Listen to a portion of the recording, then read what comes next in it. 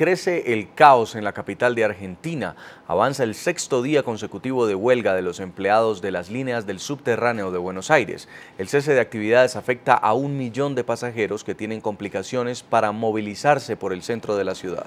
A la determinación de los empleados del transporte público se sumó el paro de 24 horas de los trabajadores de los hospitales públicos de Buenos Aires que rechazan los hechos de violencia registrados en el centro médico de la ciudad. Una decisión judicial podría ser el paso inicial para terminar con la crisis de movilidad que vive Buenos Aires desde el pasado viernes. Una jueza en lo contencioso administrativo ordenó al gobierno de la capital argentina convocar a una mesa de negociación al operador privado de la línea de subterráneos y los empleados del sistema que desde hace 6 días mantienen paralizado el servicio para exigir un aumento salarial del 28%. Nosotros vamos a cumplir la orden de la jueza como siempre hacemos, ya que tenemos un fallo judicial y ahora depende de Metrovías y los delegados gremiales que arriben a un acta de acuerdo para volver a restablecer el servicio en el subte.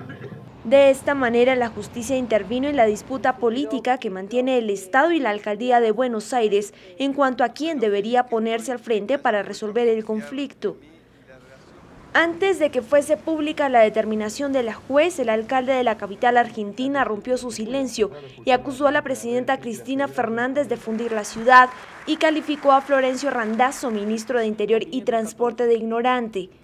En respuesta, Randazzo presentó las cuentas del sistema de subterráneo de Buenos Aires y habló a Macri tras el calificativo. El gobierno de la Ciudad de Buenos Aires recauda 2.700 millones por año para la red de subterráneo de la Ciudad de Buenos Aires. Entonces, no solamente debería hacerse cargo del subte, sino debería rendirle cuenta a los porteños de qué han hecho con esta suma de dinero recaudado durante estos años. Al colapso provocado por el cese de actividades de los trabajadores de las líneas de subterráneo, se sumó hoy una protesta de 24 horas de los empleados del sector de la salud. Profesionales de 33 hospitales rechazan la violencia que se ha presentado en centros clínicos y repudian la agresión física de la que fueron víctimas varios empleados de un hospital por una supuesta mala práctica que provocó la muerte de una joven embarazada. NTN 24 con los protagonistas de la noticia. Establecemos comunicación en Buenos Aires, Argentina, con Marcelo Struminger.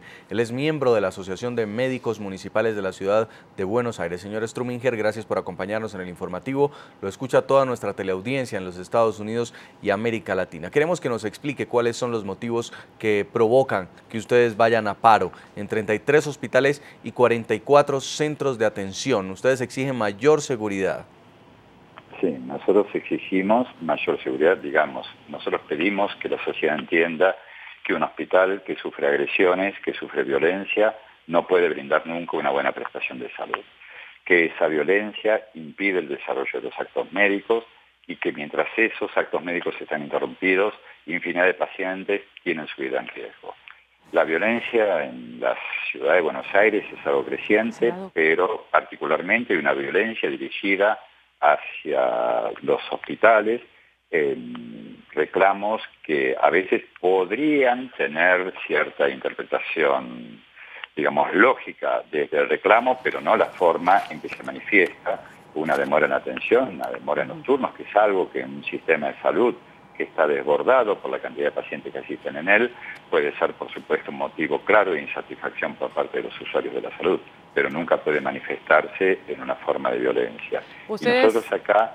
Sí, perdón. Sí, ustedes tienen ahora un rechazo a estas crecientes agresiones físicas y verbales que menciona aquí en NTN 24, que sufren muchos médicos. ¿Usted puede ejemplificarnos brevemente cuáles son estas agresiones?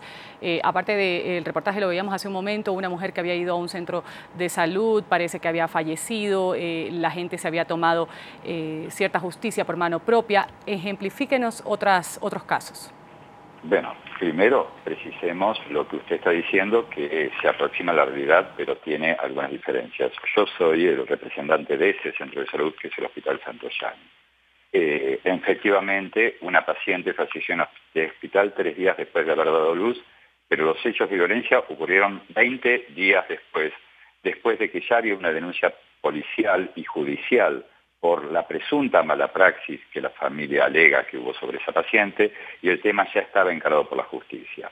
20 días después un grupo de personas que fueron conducidas hasta el hospital en micros, con bombos, cartelería, pancartas, gigantografías, aerosoles, destruyeron la dirección del Hospital Santoyani, dañaron el hospital, pintaron consignas solicitando justicia y acusando al personal del hospital de asesinos, pegaron, golpearon al personal de salud, patearon gente en el piso, inclusive una alumna de medicina que poco tenía que ver con esto, también fue agredida a patadas en el piso frente a efectivos de seguridad.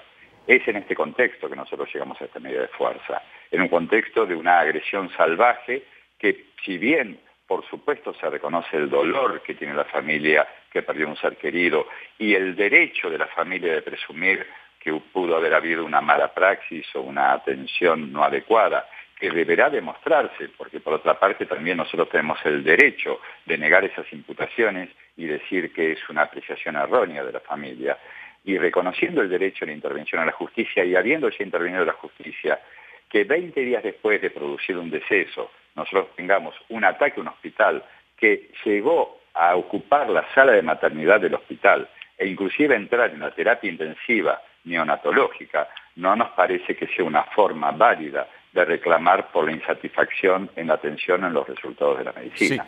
Sí, sí. Perdón. Señor Struminger, ¿es tan grave la situación? Ustedes han dicho que van a parar sus actividades hasta tener protección del Estado, pero ¿tendría que llegar incluso el recurso a militarizar, por ejemplo, un centro médico o garantizar escoltas para los enfermeros?